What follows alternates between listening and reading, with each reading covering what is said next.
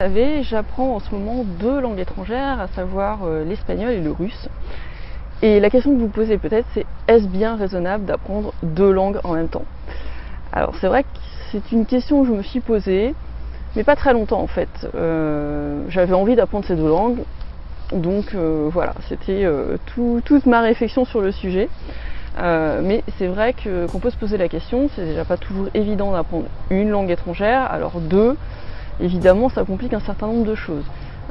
Faut être suffisamment motivé et puis il faut consacrer du temps, donc d'autant plus de temps quand on aborde 2 langues. Alors j'ai fait le choix de prendre 2 langues qui sont tout de même relativement différentes. Enfin, je pense pas qu'il y ait trop de confusion possible entre l'espagnol et le russe, que ce soit en termes de construction, de vocabulaire ou autre. Ce sont quand même 2 langues qui ont des origines totalement éloignées. Donc là-dessus, ça ne me pose pas trop de difficultés.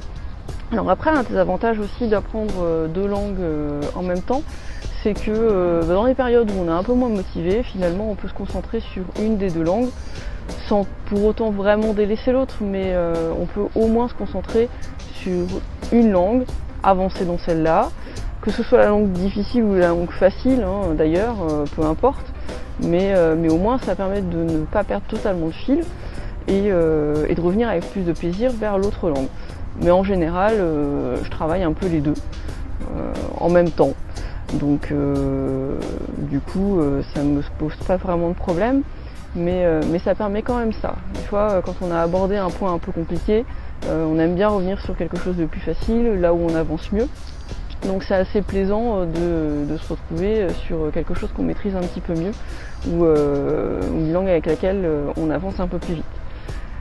Voilà. Après, j'ai choisi donc 2 langues qui sont différentes parce que j'avais quand même peur de ces confusions possibles.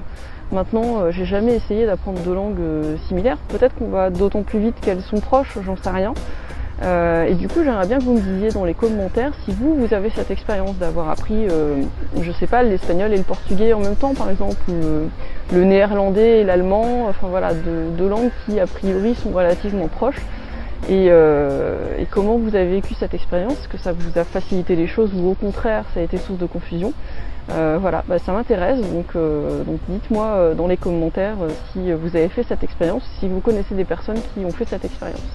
Voilà, et si vous avez aimé cette vidéo, eh bien, je vous invite à la partager et à cliquer sur j'aime évidemment juste en dessous. Vous pouvez bien entendu vous abonner à la chaîne et je vous dis à très vite pour une prochaine vidéo.